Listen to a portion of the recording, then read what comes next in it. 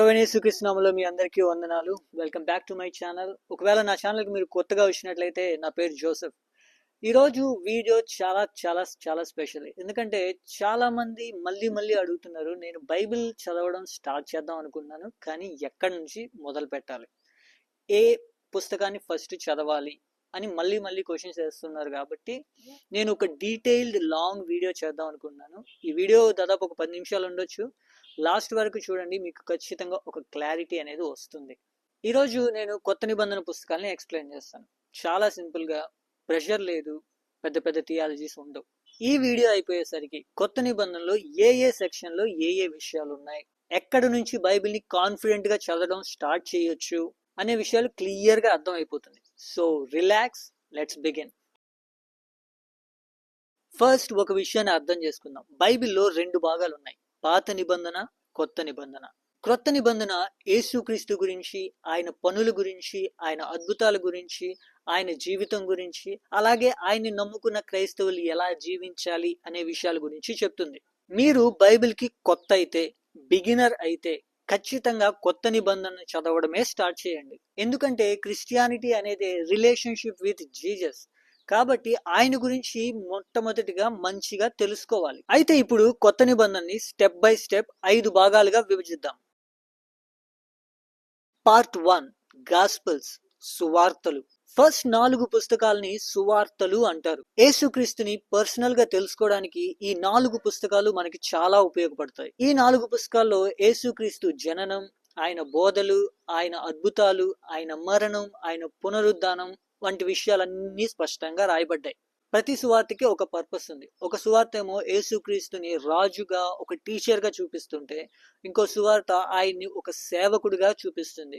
ఇంకో సువార్త ఆయన కరుణగల లోక రక్షకుడిగా చూపిస్తుంది. ఇంకో సువార్త యేసు ప్రభు దేవుని కుమారుడు అని నిర్ధారణ చేస్తుంది. సో మొదట్లోనే కన్ఫ్యూజ్ అయ్యి ఆపకండి. యేసుక్రీస్తు గురించి స్పష్టంగా చదివి తెలుసుకోవడం ప్రారంభించండి. తర్వాత దేవుడే అర్థమయ్యే జ్ఞానాన్ని మనకిస్తాడు. పార్ట్ 2 అపోస్తుల కార్యములు, యాక్ట్స్. సువార్తలు 4 చదివిన తర్వాత అపోస్తుల కార్యంలోకి రండి. ఈ పుస్తకం యేసుక్రీస్తు మరణించి పునరుద్ధానమై ఆరోహణమైన తరువాత ఏ విషయాలు జరిగాయి అనే విషయాల్ని స్పష్టంగా తెలియజేస్తుంది. ఈ అపోస్తుల కార్యం పుస్తకంలో పరిశుద్ధాత్మ గురించి, మొట్టమొదటి క్రైస్తవులు ఎలా జీవించారు, మొట్టమొదటి చర్చి ఎలా ప్రారంభమైంది అనే విషయాలు క్లియర్ గా రాయబడింది. ఇందులో సాధారణమైన మనుషులు పరిశుద్ధాత్మతో నింపబడి ధైర్యం వహించి క్రీస్తు ప్రేమతో ఎలాంటి గొప్ప కార్యాలు చేశారు అనే విషయాలు స్పష్టంగా తెలుసుకుంటారు. వారు కూడా మనలాంటి మనుషులే, కానీ యేసుక్రీస్తుని తెలుసుకున్నాక, పరిశుద్ధాత్మతో నింపబడిన తరువాత ఎలాంటి గొప్ప కార్యాలు చేశారో మనం కూడా అలా చేయొచ్చు అని ఈ పుస్తకం నుంచి మనం తెలుసుకుంటాం. పార్ట్ 3 లెటర్స్ ఆఫ్ పౌల్, పౌలు రాసిన పత్రికలు. అపోస్తుల కార్యముల తర్వాత మనం చాలా పత్రికలను చూస్తాం, చాలా లెటర్స్ అవి. ఇప్పుడంటే ఏదైనా విషయాన్ని చెప్పడానికి యూట్యూబ్ అనే టెక్నాలజీ యూజ్ చేసుకుని మనం వీడియోస్ చేస్తూ ఉంటాం. కానీ అప్పట్లో ఈ టెక్నాలజీ లేదు కదా, కాబట్టి వాళ్ళు లెటర్స్ రాసి ఏదైనా విషయాన్ని పంపిస్తూ ఉండేవారు. అలాంటి లెటర్స్ లో కొన్ని పరిశుద్ధాత్మ దేవుడు బైబిల్లో మన కోసం ఉంచాడు. ఈ లెటర్స్ లో చాలా వరకు అపోస్తుడైన పౌలు రాశాడు. బైబిల్లో ఉన్న అన్ని పత్రికల్లో రోమా పత్రిక నుంచి ఫిలెమోను పత్రిక వరకు అపోస్తుడైన పౌలు రాసిన పత్రికలు. పర్టికులర్ గా పౌలు రాసిన పత్రికల్లో మనం దేనిని నమ్మాలి, క్రైస్తవులు ఎలా జీవించాలి అనే విషయాలు క్లియర్ గా ఎక్స్ప్లెయిన్ చేశాడు. ఈ లెటర్స్ లో మనకి ప్రార్థన గురించి, పాపం గురించి, అసలు ఏ విషయాలు పాపం అనే విషయం గురించి, విశ్వాసం గురించి, ఓర్పు గురించి, మనం డైలీ లైఫ్ లో పడే స్ట్రగుల్స్ అన్నిటిని కూడా క్లియర్ గా ఎక్స్ప్లెయిన్ చేశాడు. ఒక రకంగా చెప్పాలి అంటే పౌలు రాసిన ఈ లెటర్స్ ఏదైతే ఉన్నాయో అది క్రైస్తవ జీవితానికి ఒక గైడ్ లాంటిది. మనం ఏమేం చేయాలి, ఏమేం చేయకూడదు, మన నమ్మకం ఎలా ఉండాలి, మనం రోజు చేసే పనులు ఎలా ఉండాలి అనే విషయాలు స్పష్టంగా తెలియజేయబడ్డాయి. ఆత్మీయ జీవితంలో ఎలా ఎదగాలి, ఈ పాపపు లోకంలో ఎలా పరిశుద్ధంగా ఉండాలి, ప్రతిరోజు యేసుక్రీస్తుని ఎలా ఫాలో అవ్వాలి అనే క్వశ్చన్స్ అన్నిటికీ ఈ పత్రికల్లో ఆన్సర్ క్లియర్ గా ఉంటుంది.